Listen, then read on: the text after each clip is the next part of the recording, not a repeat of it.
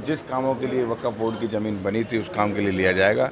एक बहुत ही अच्छा सराहनीय बिल हमारी भारत सरकार लेकर आई है और मुझे लगता है इसका फ़ायदा सब लोगों को के लिए खर्च किए गए थे। जब से भारतीय जनता पार्टी की सरकार बनी है, माननीय नायब सिंह सैनी जी के नेतृत्व में 592 करोड़ रुपए हमारी सरकार ने 10 साल के अंदर कई गुना ज़्यादा, उसके लिए इस बजट में 20 करोड़ रुपए का पहला प्रावधान माननीय मुख्यमंत्री जी ने एज ए वित्त मंत्री किया है। आने वाले समय में 1500 के अलावा खेल नर्सरियाँ खोलकर युवा प्रतिभा को, ग्रामीण प्रतिभा को भी। आज महर्षि विश्वविद्यालय, दयानंद विश्वविद्यालय में हरियाणा फिल्म महोत्सव का एक भव्य और दिव्य आज फेस्टिवल हुआ है। इसमें 100 से ज़्यादा फिल्में आज स्क्रीनिंग हुई हैं और मुझे लगता है कि ये फिल्में इस हरियाणा के युवाओं के लिए, हरियाणा के हर वर्ग के लिए एक प्रेरणा का केंद्र बनेंगी। और यहाँ के जो प्रतिभाशाली युवा हैं, जो हरियाणा कभी खेल, कुश्ती, इन सब में जाना जाता था, अब वो कला के क्षेत्र में भी बहुत आगे बढ़ रहा है।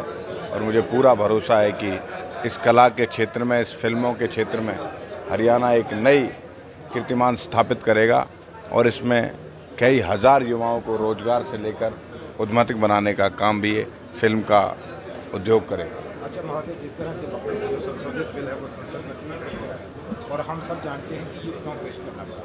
इसका एक मेजर जो कारण था वो कि जिस जमीन को इसके ऊपर कितना अवैध कब्जा है, किसके पास है, वो सर्वेक्षण नहीं हो पाया था। क्या हरियाणा में ऐसी जमीन को चिन्हित किया गया है जिसका सर्वेक्षण हुआ हो या सर्वेक्षण करने जा रही हो सरकार, उसके बारे में क्या? एक ऐतिहासिक बिल केंद्र सरकार लेकर आई है और मुझे लगता है कि ये हर जो वक्फ बोर्ड की ज़मीन के नाम पर एक घोटाले जो हो रहे थे इस देश भर में, हरियाणा भी उसमें होगा जरूर, स्वाभाविक रूप से। वो चिन्हित करके उनको खाली कराकर समाज के काम के लिए, जिस कामों के लिए वक्फ बोर्ड की ज़मीन बनी थी उस काम के लिए लिया जाएगा। एक बहुत ही अच्छा सराहनीय बिल हमारी भारत सरकार लेकर आई है और मुझे लगता है इसका फ़ायदा सब लोगों को।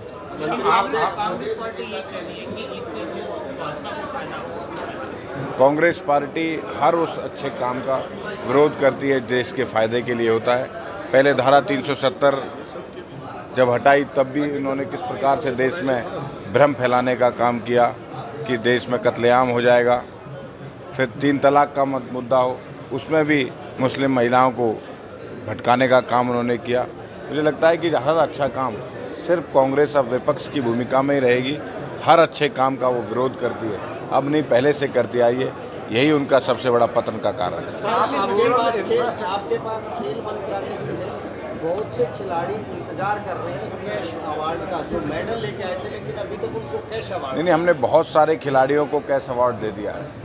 मैं अपने स्पीच में भी कहा था कि 2004 से और 14 तक जब कांग्रेस की सरकार थी तब सिर्फ 38 करोड़ रुपये खिलाड़ियों के लिए खर्च किए गए थे। जब से भारतीय जनता पार्टी की सरकार बनी है, माननीय नायब सिंह सैनी जी के नेतृत्व में 592 करोड़ रुपए हमारी सरकार ने 10 साल के अंदर कई गुना ज़्यादा खिलाड़ियों के ऊपर खर्च कर दिया है।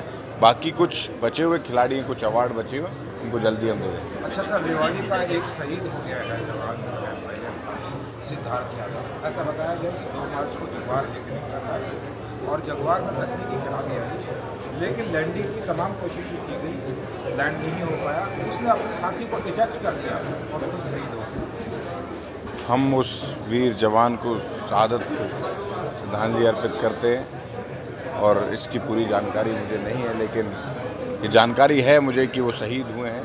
मैं उनको अपनी ओर से, पार्टी की ओर से, मंत्रालय की ओर से उनकी शहादत को श्रद्धांजलि। हरियाणा के खिलाड़ियों की तरफ देश देख रहा है, खेल में क्या नया करने जा रही है हरियाणा से?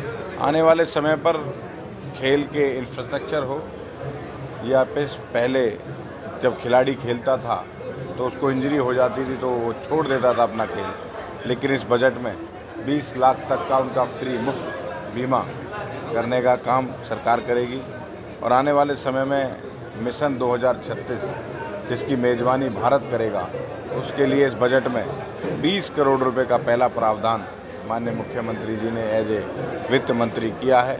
आने वाले समय में 1500 के अलावा खेल नर्सरियाँ खोलकर युवा प्रतिभा को, ग्रामीण प्रतिभा को भी निखारने का काम हो, चाहे जिलों में अखाड़ों को उनकी प्रोत्साहन राशि 50 लाख 30 लाख करने का काम हो। इस प्रकार से बहुत सारे इनिशिएटिव खेल क्षेत्र में लिए जा रहे हैं। लेकिन हरियाणा में जो स्टेडियम है, गांव में जो स्टेडियम बनाए गए थे उनमें घास उगी पड़ी है, कोच नहीं है, उसके लिए कोई बेहतर काम क्यों नहीं? हमारा प्रयास है अच्छा इंफ्रा दें, आने वाले समय पर आपको अच्छी चीज़ें दिखाई देंगी। हमने खेल नर्सरी के माध्यम से प्रयास किया है हर गांव के खिलाड़ी को उसमें लाकर उनकी प्रतिभा को निखारें। चलिए, दिनेश फोगाट ने जिस तरह से विधानसभा में सवाल उठाया था कि उनको जो है समान राशि नहीं दी गई, उसको लेकर नहीं, माननीय मुख्यमंत्री जी ने प्रेस करके ये बताया है, उनको ऑप्शन दिया है 3 नौकरी, HSV का प्लाट और पैसे जो उनकी राशि है सिल्वर, जो माननीय मुख्यमंत्री जी ने कहा था वो उन्होंने कर दिया है। अब उनके ऊपर ऑप्शन है कि वो क्या करते हैं।